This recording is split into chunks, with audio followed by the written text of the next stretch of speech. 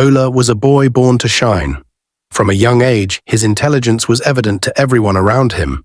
Born into a Yoruba family in western Nigeria, his parents, Mr. and Mrs. Adewale, raised him with discipline and high expectations. At school, Ola was not just another student, he was a star.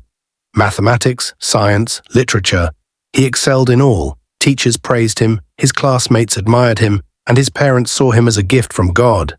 His father often told visitors, "Ola is not just my son, he is Nigeria's future."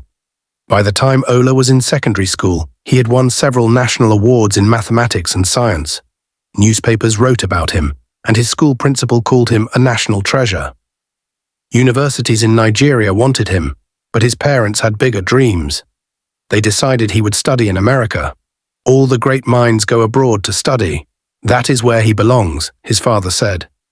His mother agreed, though she worried about sending her only son so far away. But everyone around them encouraged it. They followed the trend, believing that America would be the key to unlocking Ola's true potential. And so, at the age of 18, Ola left Nigeria for the United States, filled with hopes and dreams. America was everything Ola imagined. Big cities, bright lights, and endless opportunities. He enrolled in a prestigious university, ready to make his family proud. At first, everything went well. He attended classes, impressed his professors, and continued to shine. But something was missing. Away from home, Ola felt lonely. He missed his family, the familiar sounds of Lagos, and even the aroma of his mother's cooking. In his search for companionship, he met Sarah, a beautiful white girl with a free-spirited nature. She was different from anyone he had ever known. Sarah introduced Ola to a new world, a world of parties, excitement, and, most dangerously, drugs. It started with just a little, something to help him relax from his studies. But soon, relaxation turned into habit, and habit turned into addiction.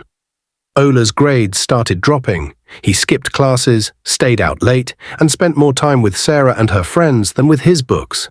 The once promising genius was slipping into a dark hole. His parents, unaware of the change, continued sending him money for tuition and upkeep. But instead of paying for his education, Ola used the money to buy more drugs. Then one day, the university expelled him. At first, Ola lied to his parents, telling them everything was fine. But the truth could not be hidden for long. When they called the university, they were shocked to learn their son had not attended classes for months. "Ola, what is happening?" his father demanded over the phone. But Ola had no explanation. He had already lost himself, his bank account was empty, his friends had abandoned him. And worst of all, Sarah was gone. Without money, Ola could not pay rent. He was thrown out of his apartment. He wandered the cold streets of New York, sleeping on benches, begging for food, and fighting withdrawal symptoms. Winter was cruel. The boy who once stood on Nigeria's national stage was now a homeless man, shivering in the snow, talking to himself, lost in his mind. Months passed. His parents, desperate to find him, reached out to the Nigerian embassy. Eventually, the authorities found Ola in a drug rehabilitation center. His visa had expired, and the US government decided to deport him. And so, after 5 years, Ola returned home, not as the successful scholar his parents dreamed of, but as a broken man. Lagos had changed, but so had Ola. The once brilliant boy was now a shadow of himself. His eyes, once full of intelligence, were now lost in confusion. His parents were heartbroken, but what hurt them most was that Ola was no longer the son they knew.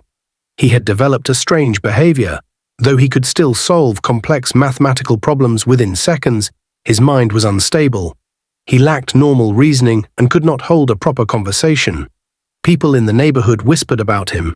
Some called him the lost genius. Others called him the psycho from the north, because he would often wander into the northern part of Lagos talking to himself.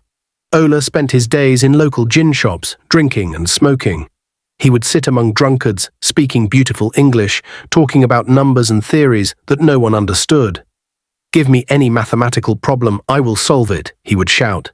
And true to his words, he would solve even the hardest equations in seconds. But if you asked him simple things, where he lived, what day it was, he would stare blankly, lost in his mind. His parents tried everything: prayers, doctors, traditional healers, but nothing changed. The boy who was once Nigeria's pride was now just another man on the streets. People in the community learned a hard lesson from Ola's story. Many parents, who once dreamed of sending their children abroad, now reconsidered. "What happened to Ola can happen to any of our children," they said. Ola's father, once proud and boastful, now lived in regret. He blamed himself for sending his son so far away without proper guidance. If only we had kept him closer. If only we had watched over him. Maybe he would have been saved. His mother wept every night, wishing she had followed her instincts and kept her son in Nigeria. Ola's story became a warning, a reminder that not every child is ready for independence. Parents learned that following trends blindly could lead to disaster. And so life went on. Lagos continued to grow. New stars emerged, but in the corners of local gin shops, a man named Ola sat, solving complex mathematics for amusement, his mind trapped in a world of numbers and broken dreams. And whenever people passed by him, they would shake their heads and whisper, "That was once Nigeria's greatest genius." Thank you for watching. Please subscribe for the best African folktales today. Comment, like and share.